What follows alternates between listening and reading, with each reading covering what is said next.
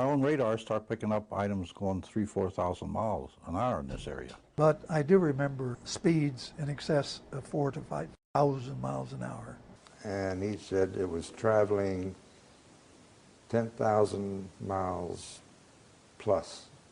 And they were going somewhere in the neighborhood of 11,000 to 14,000 miles an hour. They covered the distance from Columbus to Detroit in something like equivalent of about 20,000 miles an hour. And I heard a couple women there in the Air Force talking about aircraft flying in and out of the atmosphere at Mach 10 plus. It's not an infrequent occurrence out there. They happen quite often. There were probably 1,500 reported cases at that time. I have over 3,000 cases now. They estimated 100 yards from the left wing was this 100-foot disc. And the strength of the signal was as strong as the surface contact on the water of an aircraft carrier. This contact was huge. The size of these objects around 100 meters or greater. So it would go from 1 o'clock, 7 or 8 miles to 6, 7 o'clock, 7 or 8 miles inside of 4 or 5 seconds. You have to be moving pretty quickly. They could rise, just go straight up. They could do that, just seemed like instantaneous. Once they started moving, they went straight up, for a while, and then they went zap. Then it just sort of disappeared. It dematerialized. And left the atmosphere, just was gone. It just took off into space. It just left at high speed. He said, "You are never to speak of this again. As far as you're concerned, this never happened." And you never saw this, and I don't exist, and this situation never happened. I didn't want to look at it any longer than that because I felt that my life was in jeopardy. So I was beaten, literally hitting in the ribs and pushed, and I was resisting. And I know Sergeant Bustinza was doing the same thing. Measures have been taken by agencies to terminate people who appear to be inconvenient or troublesome through knowing too much. A shadowy government with its own Air Force, its own Navy, its own fundraising mechanism, and the ability to pursue its own ideas of the national interest, free from all checks and balances, and free from the law itself. I am prepared to state that I have been at locations where craft of unknown origin that did not originate on the face of this planet was there. I am prepared to state that while I was there, we saw living, dead bodies of entities that were not born on this planet. My name is Dr. Stephen Greer. I am the director of the Disclosure Project, which is a project of the Center for the Study of Extraterrestrial Intelligence. This is a project which we have been working on since 1992, and during this time we have identified over 400 military, intelligence, and corporate witnesses to special access projects within the United States and elsewhere that deal with what the public has called UFOs, extraterrestrial intelligence, and advanced energy and propulsion systems. The purpose of this executive briefing is to put together some of this witness testimony. I want to emphasize that out of the over 400 witnesses whom we have identified, that we have interviewed to date on camera approximately 100. Of those, 120 hours of videotape have been created of testimony from these witnesses. This executive summary can only contain a very small tip of the iceberg, less than 1/2% of the possible testimony which we have.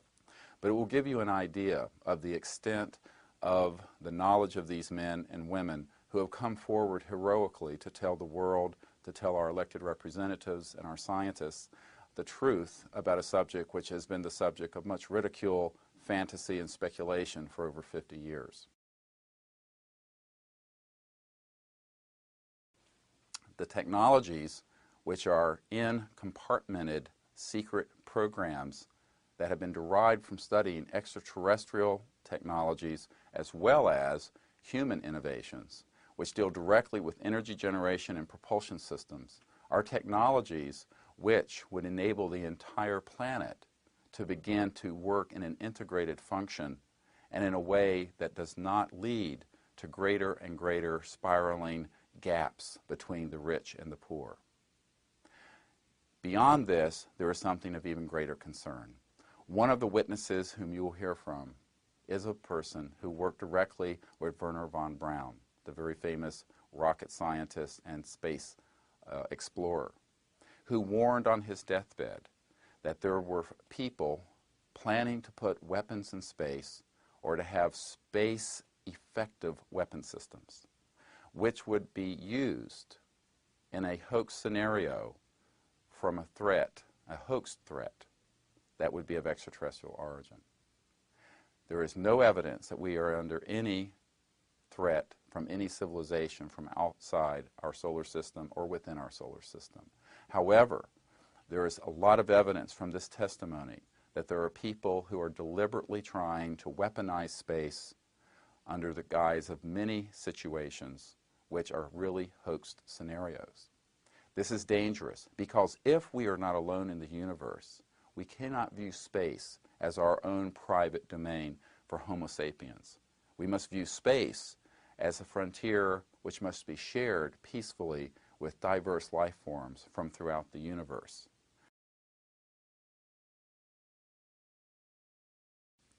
I should emphasize that this human testimony is key, and in a sense is more important than any physical evidence because it is multiple, it is corroborating, and it can not be tossed out in a cavalier fashion.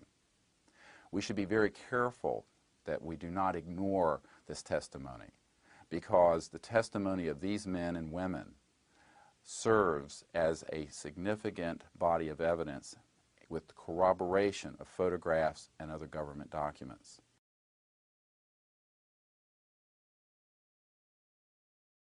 Basically because of my counterintelligence training and police work in an outfit called Office of Special Investigations. Since I had one of the few pilot-trained investigators, I ended up doing a lot of investigations of aircraft, unusual aircraft accidents in which sabotage was suspected, and as a consequence became acquainted with some outstanding scientists and worked with the Air Technical Intelligence Center on a project called Grudge. At that time, Office of Special Investigations was a worldwide investigative unit in the Air Force and were given the responsibility of investigating what became known as unidentified flying objects.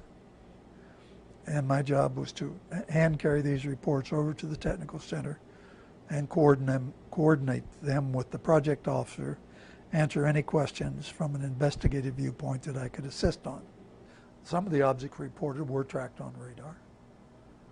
We had objects with four-way confirmation: ground visual, ground radar, airborne visual, airborne radar. And so far as I'm concerned, it don't get no better than that. I do remember speeds in excess of 4,000 to 5,000 miles an hour, which were far in excess of any known aircraft that we had or any of the enemies. There's no question, I've seen radar photographs of organized flights of unidentified objects, balls of light, if you will. And these were on radar, ground, visual, ground radar, airborne visual, airborne radar. Now the airborne visual, strangely enough, by the time they get a couple of fighters down there, those things apparently disappeared whenever they wanted to. In spring of 1970, while I was stationed in Klamath Falls, Oregon, I came up to the radar site on the evening shift, and where there's normally 2 or 3 people in the radar room, there was quite a few, from the cooks to maintenance, all kinds of people. And I asked what was going on, and they said that they was watching a UFO, and I immediately was stunned and asked if the Pentagon was notified. Somebody called the president, and they said no, they don't do that. It was stationary, wasn't moving at all, and it would slowly lower itself down until it got behind a mountain, so that you lost radar contact. It would stay down for about 15 minutes, and the next thing you knew, it was right back up there. It was up, 80, 90,000 feet. And then the next sweep of the radar scope, it would be, like 200 miles away, stationary, completely stopped. And I said, well, we should call the news media or, call somebody. This is earth-shaking news. And to me, and he said, no, just calm down. NORAD knows about it. They called NORAD. And that's when the senior NCO pulled me to the side and said that NORAD knows about it. That's the only people we notify. We don't talk about this. We don't tell anybody about this. The people that know. And we just watch, see what happens, and that's it. And I insisted, well, there has to be a report filed or something filed, And he said, well, that there is a report that you can file. It's about 1 inch thick. And the first 2 pages is about the sighting. The rest of it is basically a psychological profile of you, your family, your bloodlines, everything. So when the Air Force goes through it, they can discredit you completely by either saying that you was on drugs or your mother was a communist or anything to discredit you, and you'd never get a promotion. And I'd spend the next 3.5 years up at the North Pole, living in a tent checking the weather balloons. My second encounter was while I was stationed in Sault Ste. Marie, Michigan. It was in 1972. I was working alone that night when I got a phone call from the switchboard operator. He said he had the state police on the phone and wanted to talk to me.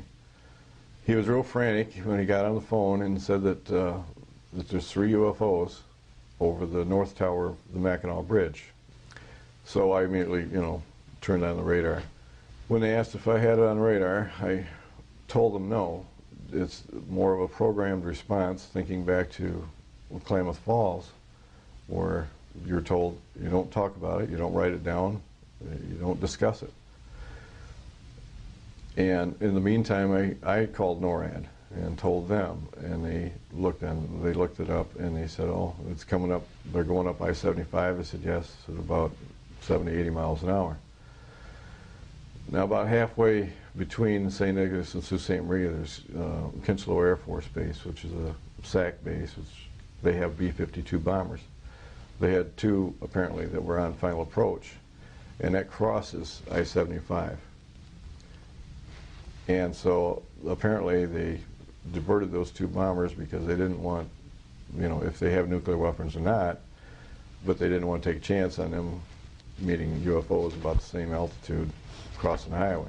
So they diverted the 2 B-52s. It was a real eye-opener, how deep the secrecy goes, how deep the cover-up is.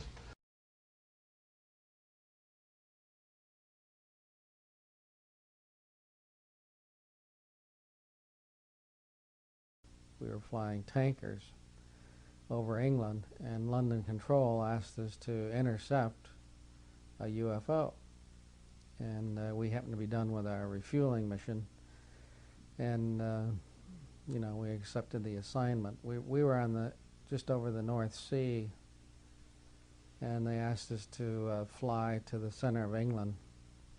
And we got about, I'm not exactly sure, 20, 30 miles out, and I got it on radar.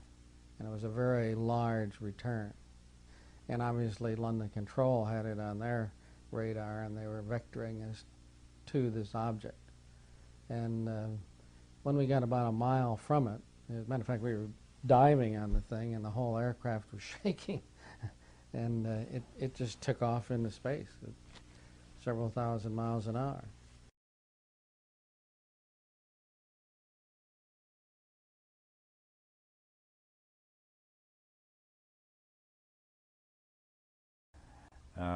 At about 1:30 or so in the morning, I noticed this real bright light to the east of my field, and it was kind of a light green, I would describe it, and it had a red light underneath it, And the red light, it wasn't actually a flashing light. It's kind of, I'd say, pulsating type.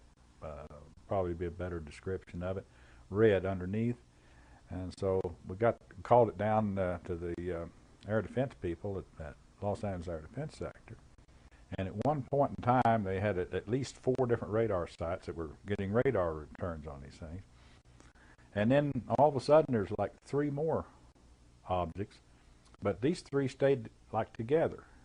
They stayed like I don't know if they were formation or what it was, but anyway, these 3 stayed together, and then they stayed there for a little bit, and then they moved down to the south of me and sat there stationary a while. And then a little bit later on, there's 3 more appears, but these 3 are individual ones, and so at this point I had like 7 of them.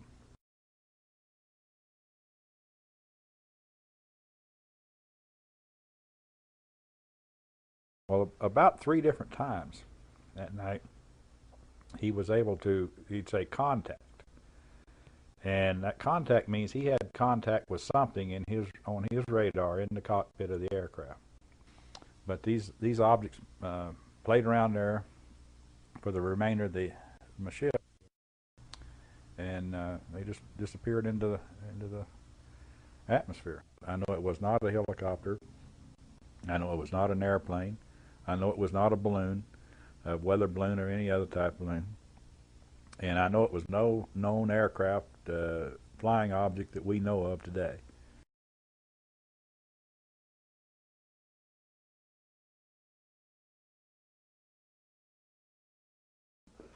The way it started is there was a 747, a Japanese airline, 747, was coming from the northwest going across the Alaskan territory. And he was at either 31, 33, or 35,000 feet. And it was, I want to say around 11 o'clock at night, but you can check the real times. He called and asked the controller if the controller had any traffic at his altitude. And the controller said no. Basically, it was a midnight operation. They didn't have too much traffic. And he said, well, something like I have a target at my 11 o'clock or 1 o'clock position, about 8 miles. Now, in the 747, they have radar in the nose that picks up the weather outside there. So his radar is picking up a target. He sees this target with his eye, and the target, the way he described it, was a huge ball with lights running around it, and I think he said it was like 4 times as big as a 747. Well, when they read the reports that come through, the FAA has to protect themselves, so you can't say you saw a target, even though this is what he said. So they made him change his report to position symbols, which makes it sound like it wasn't really a target.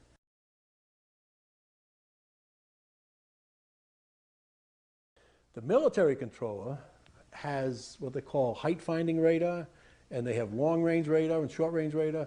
So if they don't catch it on one of their systems, they catch it on the other. And if you listen to the military man, at one time he said, I have it on the height radar, or my range radar, whatever he called it, which indicated that he had a target on his system. The Japanese pilot would say he's now at 11 o'clock, he's now at 1 o'clock, he's now at 3 o'clock, he was bouncing around, this guy here, and when he would say that, the military guy would cut in and say he's now at 2 o'clock or 3 o'clock, and he would confirm the position. So it would go from 1 o'clock, 7 or 8 miles, to 6, 7 o'clock, 7 or 8 miles inside of 4 or 5 seconds. You have to be moving pretty quickly.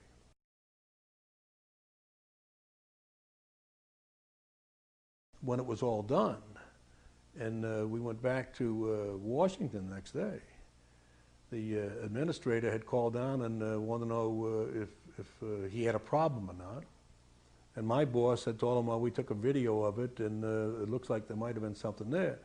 The administrator, which was Ingen at the time, Admiral Ingen, he said, well, have you got that video with you? Can you show me the video? And I said, yeah, and you just plug it in and play it. So we plugged it in for him. He started watching it, and after about 5 minutes, he told the staff, I canceled my, he had a meeting with someone in 15 minutes. He says, first he said, I'll be late, and then next it was cancel, and then I'm going to be here till this is over. So he watched the whole thing, just over half an hour. A few minutes later, the admiral calls down and says, I set up a briefing tomorrow morning at 9 or 10 o'clock, what it was. In the round room, bring all the stuff you have, bring everybody up there, and give them whatever they want. And we want to get out of it. Just let them do whatever they want to do with it. They brought in 3 people from the FBI, 3 people from the CIA, and 3 people from Reagan's scientific study team, and I don't know who the rest of the people were. But they were all excited. When they got done, they actually swore all these other guys into that this never took place. We never had this meeting, and this was never recorded. He said this is the first time they ever had 30 minutes of radar data on a UFO, and they're all itching to get their hands into the data and to find out what it is and what really goes. And if they come out and told the American public that they ran into a UFO out there, it would cause panic across the country, so therefore you can't talk about it. And they're taking all this data. So I said, okay, take all the data. That's what you want. But they took only what we had there. They didn't ask me if there was anything else that I had. They said they're taking all this data. And I said, fine. Now, I had the original video that I took, and I had the pilot's report that came through, the first report, and I had the FAA's first report that was all downstairs on my table. They didn't ask for that, so I didn't give it to them. When they asked me what I thought, I told them that it looked like we had a UFO that was up there. The reason it wasn't on the FAA's tapes was because it was too large of an aircraft, and it was picked up as weather, so we wouldn't record it. That the pilot, the Japanese pilot, seen it. The Japanese pilot drew pictures of it. Eventually, they gave the Japanese pilot a hard time because of what he said. He was embarrassing his country. Our military controllers said they seen it. Our FAA controllers said they seen it. Our FAA controllers, after a period of time, came back and said they really didn't see a target. They saw something else, which makes it sound like somebody is helping them fill out their reports, and therefore that looks suspicious. My guess is, because of the way it was, it's not part of the military's operation anymore, that it was a UFO. But who do you tell that you were involved in a UFO incident without them looking at you like you ain't wrapped too tight? This next section of the video, of this briefing tape, is regarding the Strategic Air Command and nuclear facilities. I wish to emphasize that the witnesses we have here, again, are from diverse services. They range from the Atomic Energy Commission to people who have been at Strategic Air Command facilities and at missile launch control facilities throughout the United States and Canada. These witnesses give unmistakably clear testimony about the fact that these extraterrestrial vehicles appear to be quite concerned with our weapons of mass destruction. And in fact, more than one of these witnesses has stated to me that they believe that these extraterrestrial vehicles were there because they were very concerned that we might blow ourselves up, or that we might begin to go into space and be a threat, perhaps someday, to other civilizations.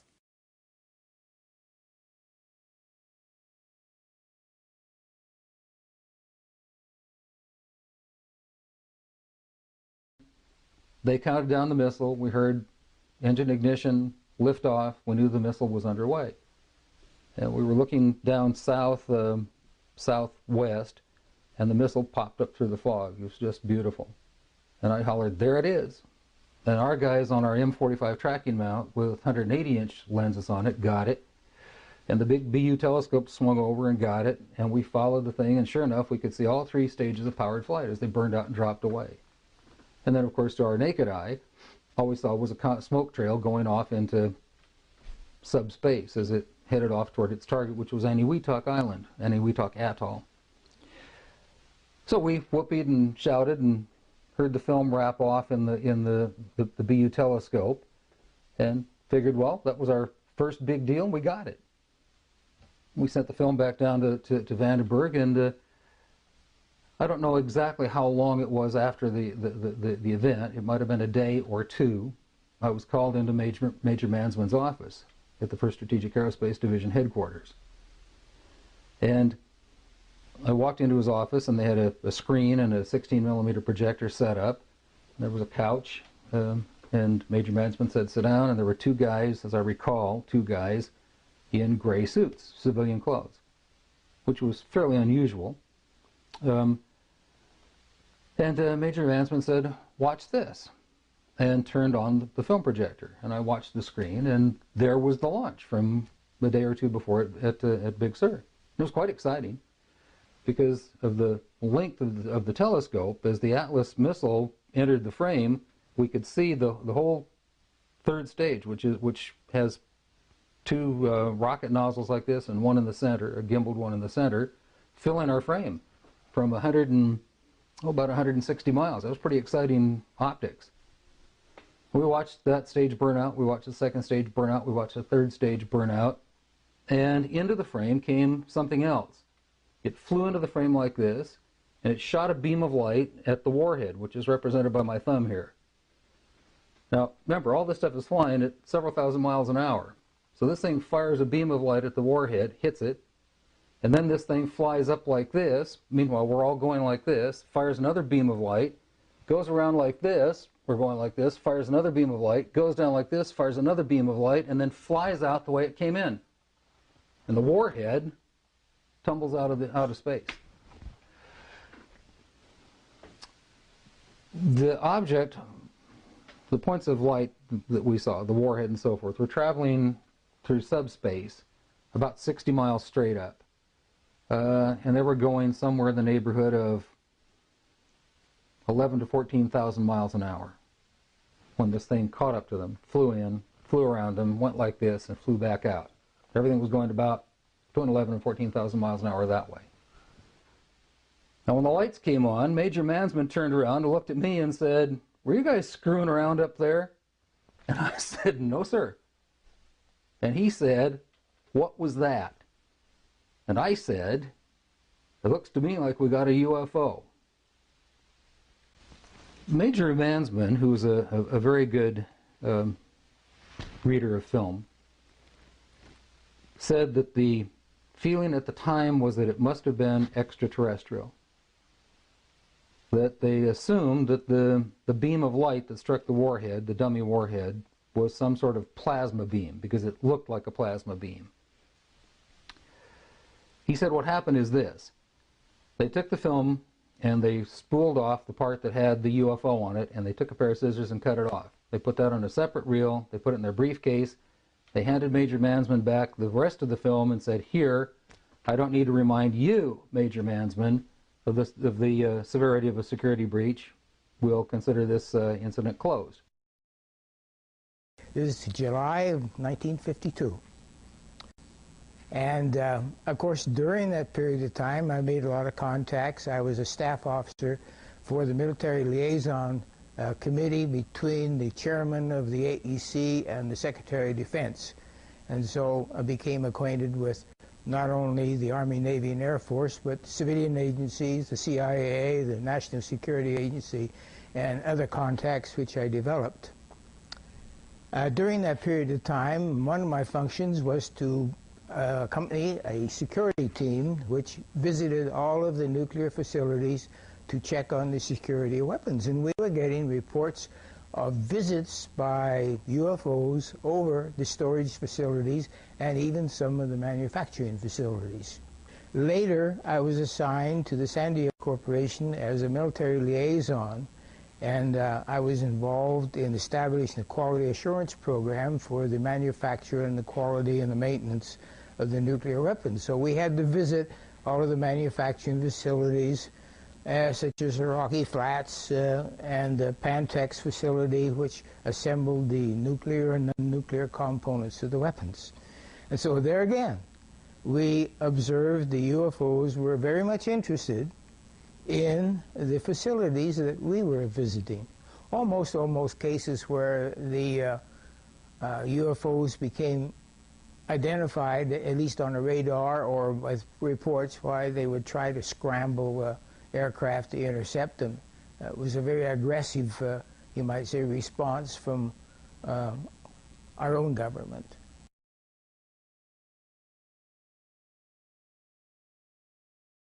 Then I was assigned to the Unified Pacific Command under Admiral Felt during the 60s, and I was the officer in charge of the alternate command post involved in nuclear weapon operation planning. And during this period of time, I also learned of a number of incidents which happened. A couple of nuclear weapons sent into space were destroyed by the extraterrestrials. Our government sent a nuclear weapon for explosion on the moon's surface. It was tended to, as I understand it, to assess some scientific data and reaction and so forth. The idea of any explosion in space by any Earth government was not acceptable to the extraterrestrials, and that has been demonstrated over and over.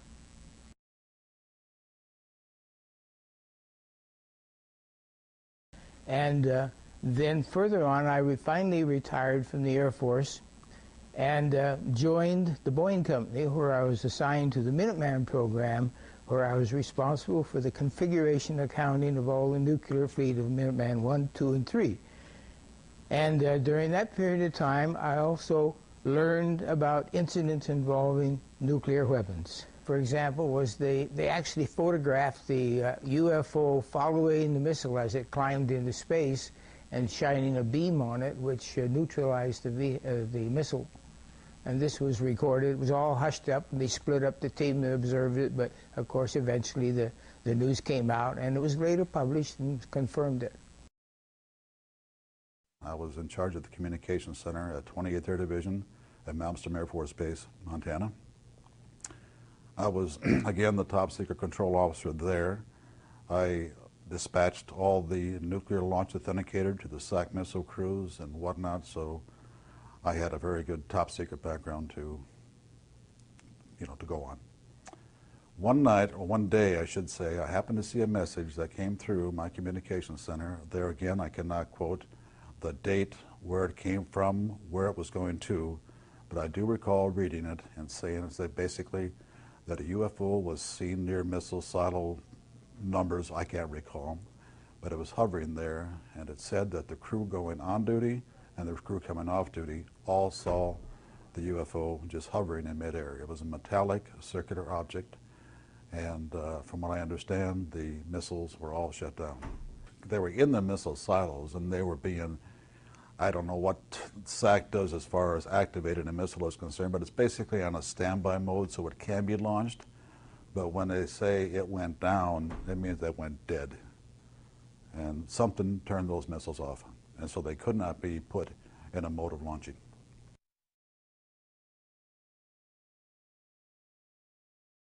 The event, the incident, I guess I call it, is happened on the morning of March 16th, 1967.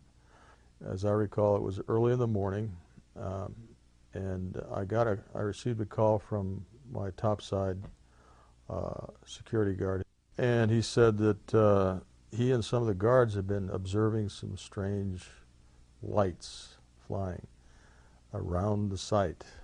It wasn't more than, well, within a few minutes, I'd say, maybe a half hour later.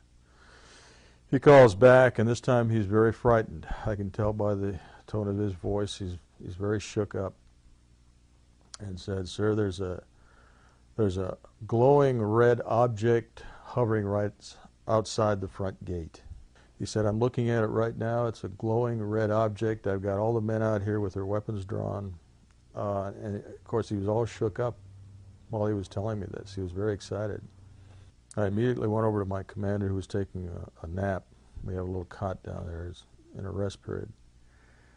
And I was telling him about the telephone call we just received. Then, as I was relating this to him, our missiles started shutting down one by one. There were approximately anywhere from 6 to 8 that went down, but they went down in rapid succession, which again is extremely rare. And in the meantime, I called upstairs to find out what the status was of this object. The guard said, "Well, the object has left. it just left at high speed.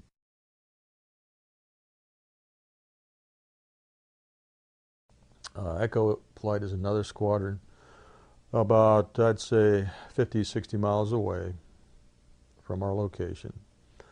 But they had the same sort of thing happen. They had UFOs that were hovering not the launch control facility, but the actual launch facilities where the missiles are actually located. They had some maintenance and security people out there at the time, and they were observed. The UFOs were observed by these people out at those sites. Now, they lost all 10 of their weapons. So that morning, we lost anywhere from, 16 to 18 ICBMs. At the same time, UFOs were in the area, and were observed by airmen. This incident was of extreme concern to SAC headquarters because they couldn't explain it. Nobody could explain what happened. There is another incident that happened just within a week of this, a week after, where there were radar reports and quite a few more witnesses.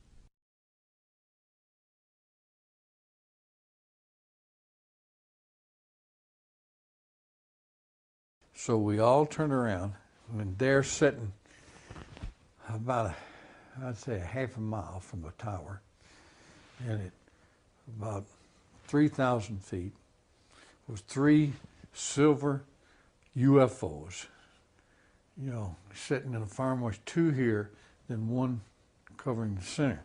Once they started moving, they went straight up, for a while, and then they went zap. And they was off our scope, and our scope would go out to 260 miles. And so that, you calculate that, and that's pretty fast. I called headquarters, and the guy on the phone, he says, I said, okay, we got a contact. And he says, you mean SAC is running a mission against you? I said, not SAC. Not SAC. What then? I said, Cosmos. He said, wait a minute. He said, scramble on your phone. So there's a switch you could throw that scrambles everything with mine. And I said, okay, my phone's scrambled. Yours scrambled, mine's scrambled. You taking pictures, taking radar pictures, taking real pictures. He says, okay, don't say another word.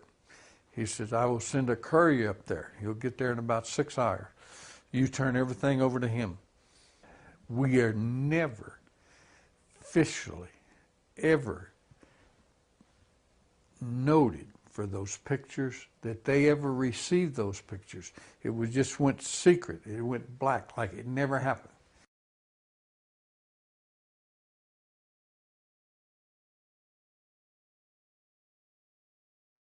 I was on midwatch during my second med cruise, and it was about sometime between midnight and 2 o'clock. And I had a contact come on the radar scope. I knew the difference between surface search radar and air search radar. There's differences in polarity of the radio signal and things like this, and how the waves come back, all the stealth kind of stuff, active and passive electronic countermeasures. So I know the difference between a flock of geese or, wave returns or false echoes. In fact, this was the first thing that challenged me to check it out in ECM as to whether or not the contact I had on the scope was genuine. Because this was between 65,000 feet and above, and the strength of the signal was as strong as the surface contact on the water of an aircraft carrier. This contact was huge. It was got my attention, and the attention of others that were on watch. There were 4 enlisted on watch and 2 officers at the time. And so anyway, in this particular case, it was showing up on height-finding equipment, and it was showing up on radar equipment. And then it began to move fairly slowly at first, and then very quickly. The CO came in, and he wanted to know what the heck was going on here, and they looked at it and asked what the hell was that, and it got the attention of the captain at that time, was Captain Clark. was my captain. My commander was Commander Gibson at the time. And there was only one person on watch in ECM. And before I knew, in a matter of 15 minutes, the ship was being turned and 2 Phantom IIs were being prepared for launch. The Phantom IIs went to afterburners, and they were about 100 miles or so away from this contact and turned on their conical scan radar to lock on, and it winked out. Just disappeared. After they land on the pipe, 35 minutes later, and everybody's settled down, this thing winks back on again, and it's about 12 to 15 miles from the ship, hovering at about 30,000 feet. And in any event, they went out, and the lookouts couldn't see anything. Nobody could see anything. But it was there on our radar scope. It was not a false signal. And my SEAL told me, Jordan, this, what have you got in your log? This never happened. And I wasn't the only one there on watch that night. So anybody who was there at that time knows what I'm talking about and knows that it's the truth. But less than a dozen people knew what went on that night, and that ship had 5,000 men on it.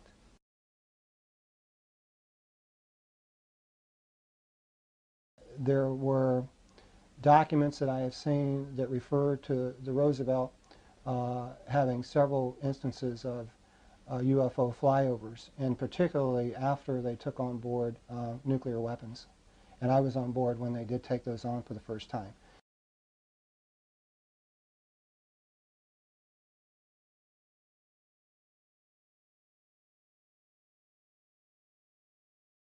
I was granted, after a 6-month wait, a top secret special compartmented intelligence clearance with a zebra stripe identification badge, which permitted access to all facilities on the base at all times.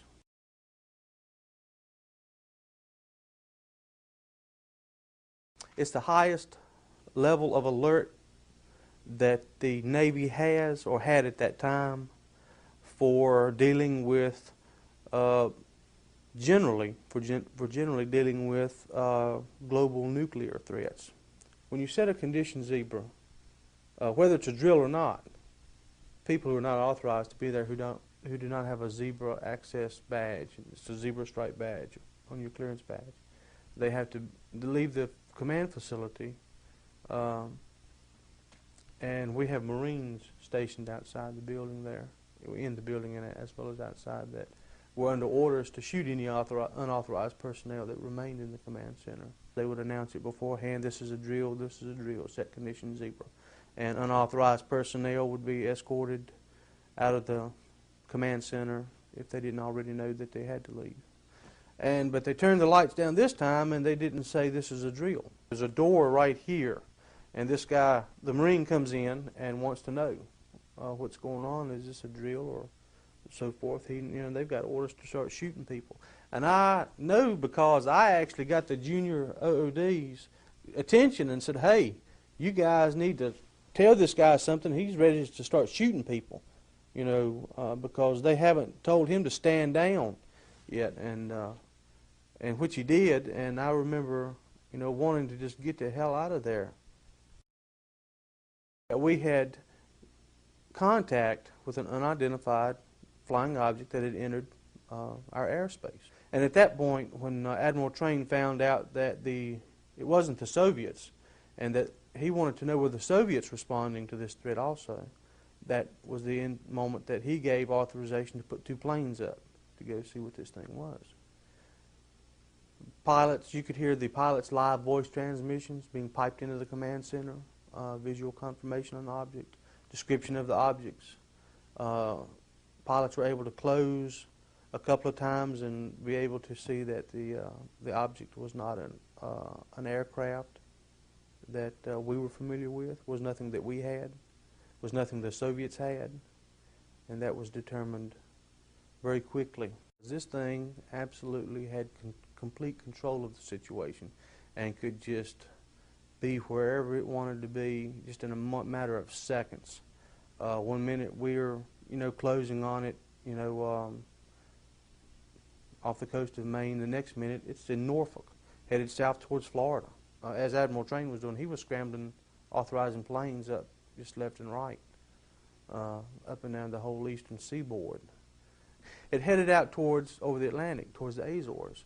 I do remember them saying that it had pulled up at a 66-degree angle when it approached, as it approached the Azores, like this, and it just pulled up at a 66-degree angle without slowing down or anything, and left the atmosphere, just was gone. It just took off into space and was gone, and just like that.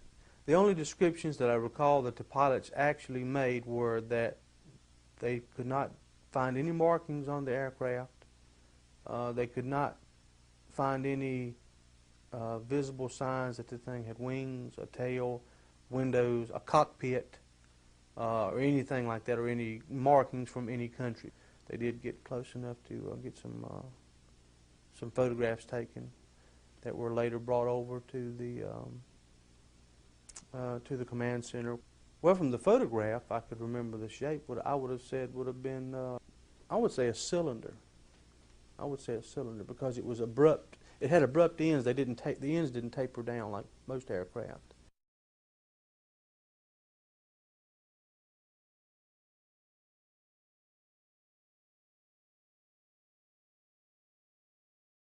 This day, that particular day, I walked into the photo lab in the restricted area, and this was between missions.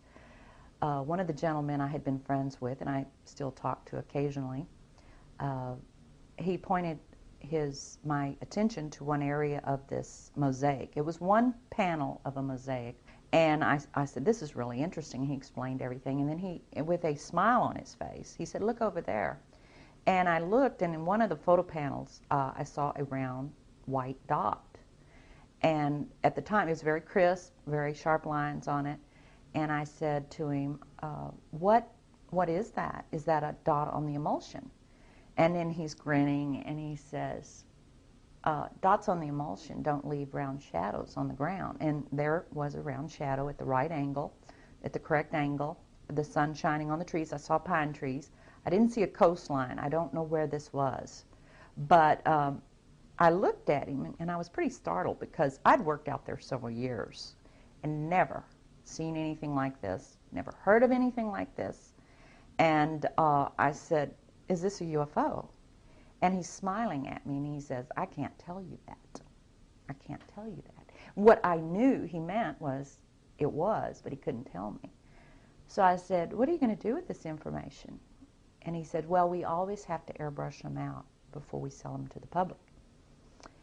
And I was just amazed that they had a protocol in place for getting rid of UFO pictures.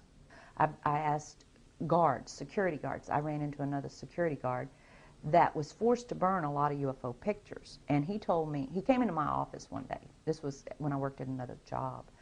He came into my office, and he was very frightened. And he said, "Donna, I heard you were interested in this subject." He said, "I used to work out there.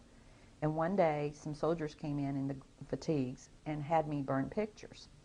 And he said that he was burning them, and he was forced not to look at them. But he was tempted. He looked at one of them, and it was a UFO on the ground. Shortly thereafter, he was hit in the head with a gun butt, and he still had a scar on his forehead from that, being knocked out, because he looked at the picture.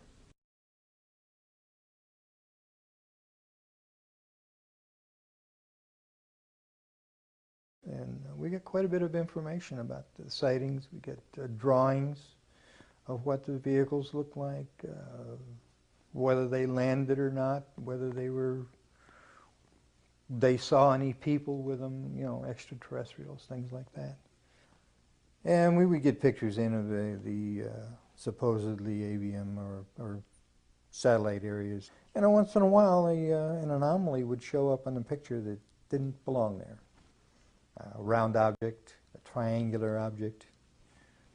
They were not markings put on the photograph that indicate some place or anything like that. These were above ground. They were not part of the picture.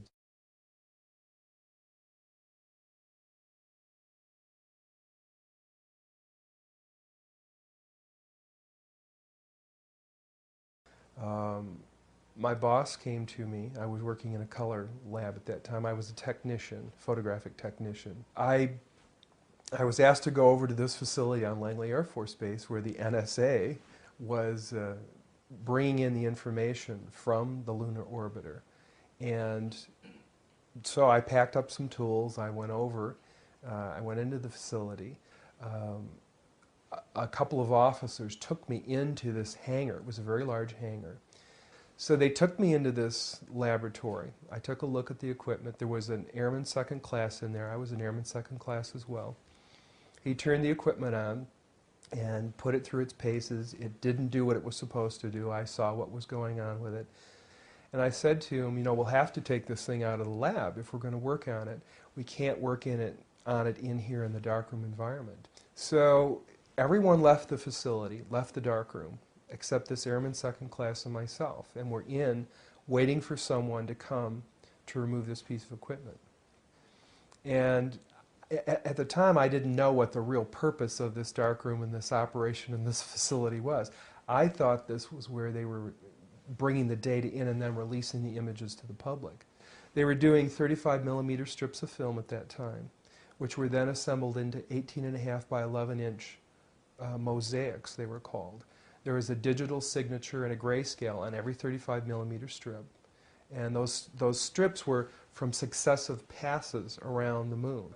So he was showing me how all this worked, and we walked over to one side of the lab, and he said, by the way, we've discovered a base on the back side of the moon. And I said, whose? What do you mean, whose?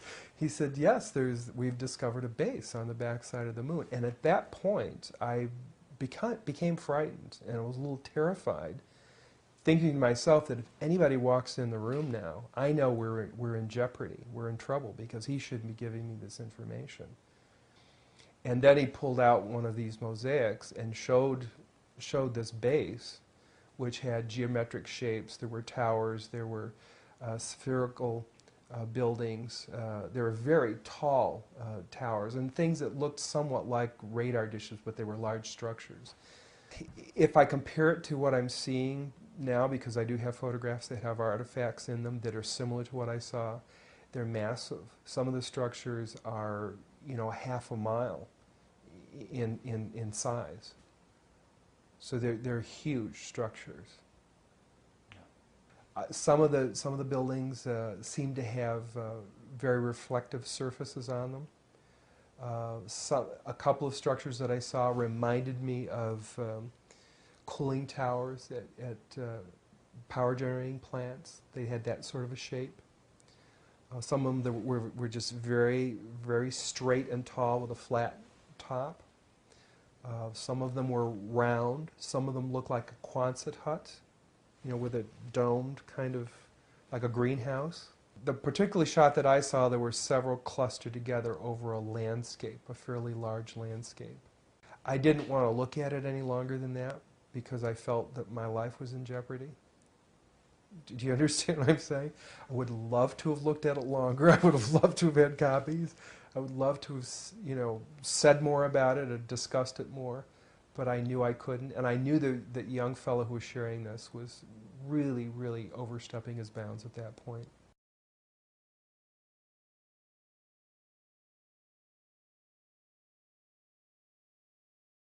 They said, we were going to show you a film that might help you best put into perspective what you gentlemen have witnessed and help you maybe put it to bed a little bit for yourselves. This thing went all the way up to the space program. It showed, and I swear to God, it showed structures on the moon, these box kind of things that looked sand-colored. It showed that lunar car moving around. I remember those clearly because I remember being a child when all that was happening, but them at a distance pointing, astronauts pointing at these box-looking things, structured objects moving off the surface of the moon, filmed by definite Apollo missions.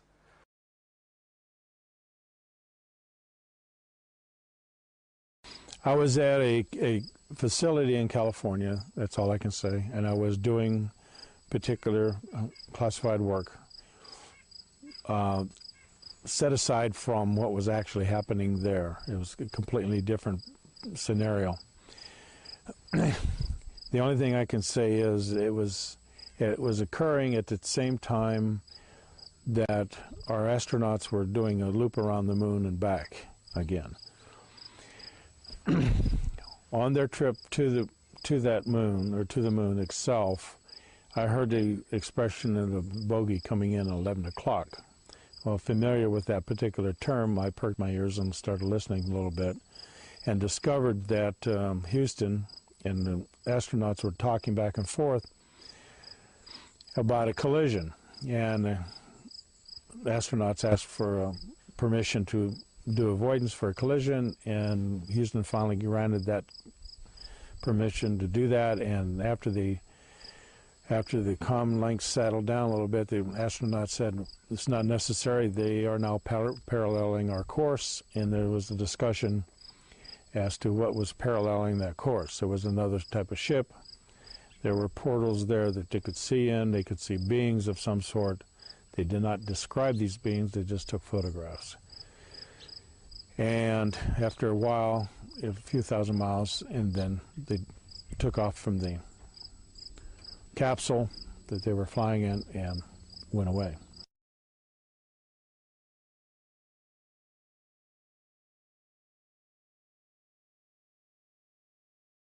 Now, during this next section of the videotape, you will hear from people who have been involved in events where objects of extraterrestrial origin have landed or have crashed or been forced down and which have been retrieved.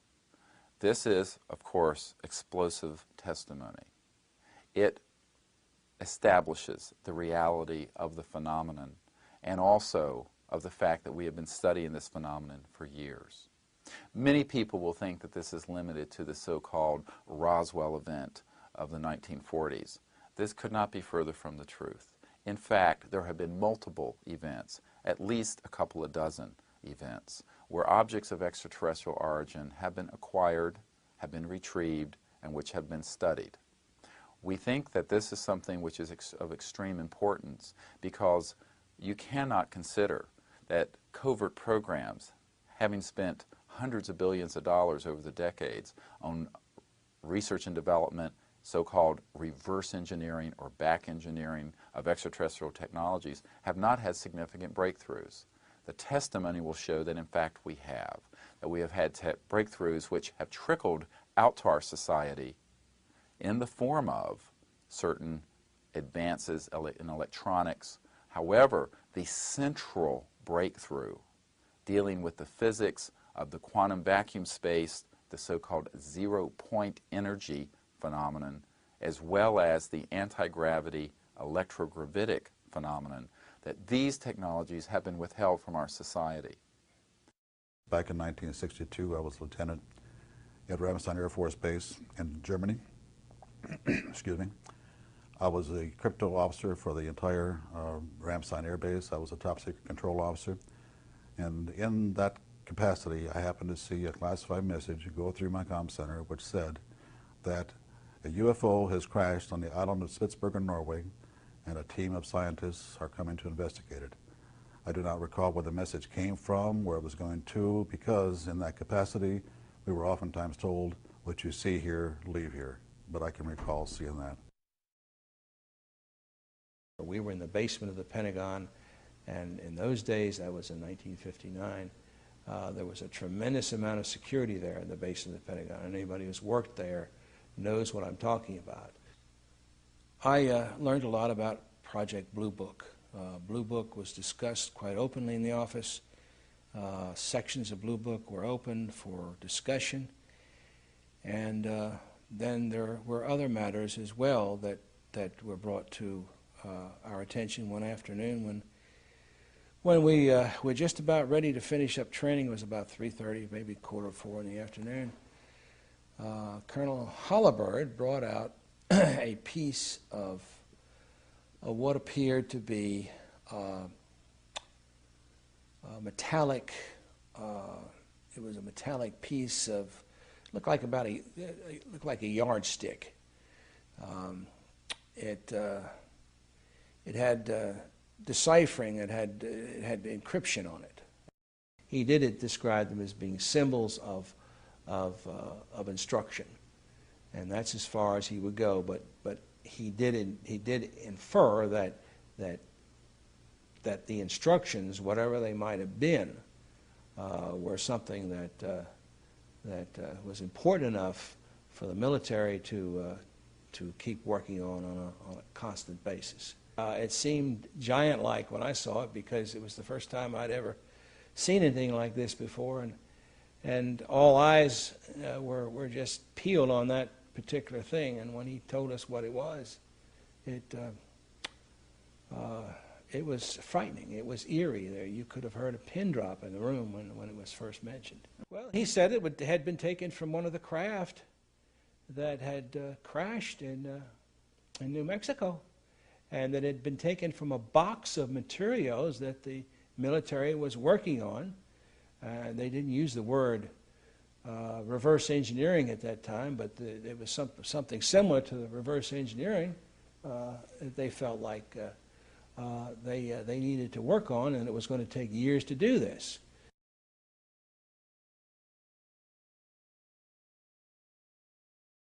Extraterrestrial bodies, yes. There were either 3 or 5, and they didn't even know at that point, because some of the information that they had gotten apparently was incomplete. But 3 or 5 stands out in my mind as the number that were taken. One was alive, partially alive at the time that this happened, and I do not know what may have happened to him after that.